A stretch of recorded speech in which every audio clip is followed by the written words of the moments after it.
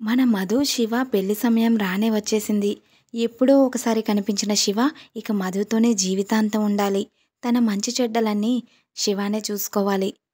మనం ఏదైనా ఒక పని చేయాలి అనుకుంటే ఒక ప్రణాళిక సిద్ధం చేసుకుంటాం. కానీ వివాహ బంధంలో అలా కుదరదు. కానీ ఓటమితో ఆగకుండా మనం మళ్ళీ మళ్ళీ జయం కోసం పోరాడుతూనే ఉండాలి.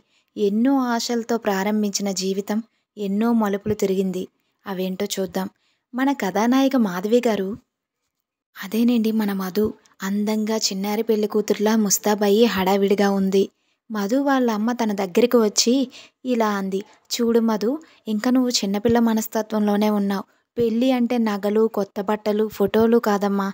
పెళ్ళి అంటే కాంప్రమైజ్, సర్దుకుపోయే గుణం. దేనికి అసలు కోపం తెచ్చుకోకూడదు.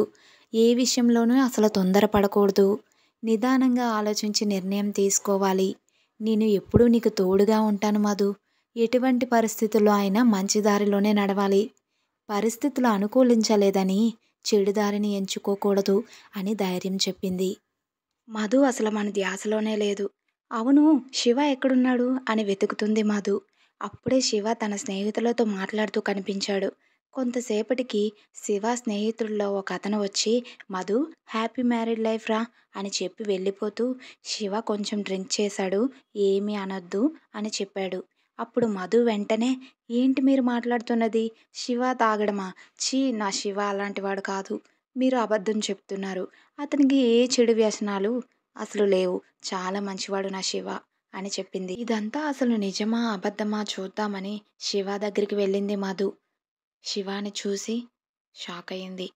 ఏంటి శివ, నువ్వు నాకు ఒక్క మాట కూడా చెప్పలేదు? వద్దు శివ, ఇది మంచి పద్ధతి కాదు అని చెప్పబోతుంటే, ఏ మధు, ఆపు, ఎందుకలా అరుస్తున్నావు? నీకు ఇష్టం లేకపోతే వెళ్ళిపో. నన్ను మాత్రం ఇబ్బంది పెట్టకు. పెళ్ళి ఎవరికి చెప్పుకుంటావో చెప్పుకో అని కోపంగా అరిచాడు. మధు కళ్ళల్లో నీళ్లు తిరిగాయి. ఈ విషయం ఎవరికి చెప్పలేదు. మొదటి తప్పు కదా, క్షమించాలి, అపార్థం చేసుకోకూడదు అనుకుంది. ఏ విషయంలో అయినా మధు ఆలోచనలు వేరు, శివ ఆలోచనలు వేరు. వీరిద్దరూ కలిసి కాపురం మొదలుపెట్టారు. అదే రోజు సాయంత్రం వారిద్దరికీ మొదటి రాత్రి. బంధువులందరూ ఇంటికి వచ్చారు. హే మధు, మీ ఆయన ఏం జాబ్ చేస్తాడమ్మా? లైఫ్లో సెటిల్ అయ్యాడా లేదా? బ్రతకడానికి ప్రేమ కాదు మధు, డబ్బు కావాలి. పిచ్చి మధు, మంచానికి అలంకరించడానికి పూలు తెమ్మంటే పెళ్లిలో అలంకారానికి వాడారే, ఆ పూలు తీసుకొచ్చి ఇచ్చారు. ఆ పూలలాగా వాడిపోకుండా చూసుకొని జీవితం అని నవ్వుకుంటున్నారు. కానీ మధు ఏం మాట్లాడలేదు. అలాగే చూస్తూ ఉండిపోయింది. ఇవన్నీ కేవలం మాటలు మాత్రమే. శివ చాలా మంచివాడు, అది చాలు అనుకుంది. మధుకి ఎప్పుడు చెప్పుడు మాటలు వినే అలవాటు లేదు. అదే ఆమె జీవితానికి గొప్ప వరమని చెప్పుకోవాలి. ఇక నుండి కథ చాలా సరదాగా ఊహించని రీతిలో వెళుతుంది. ఎవరూ మిస్ అవ్వకండి. నెక్స్ట్ ఎపిసోడ్లో మళ్ళీ కలుద్దాం. వీడియో నచ్చితే లైక్ చేయండి. మీరిచ్చే లైక్ మాకెంతో ఉత్సాహాన్ని ఇస్తుంది. మన ఛానల్ సబ్స్క్రైబ్ చేసుకోవడం మర్చిపోవద్దు. నేను మీ స్మైలీ శాంతి.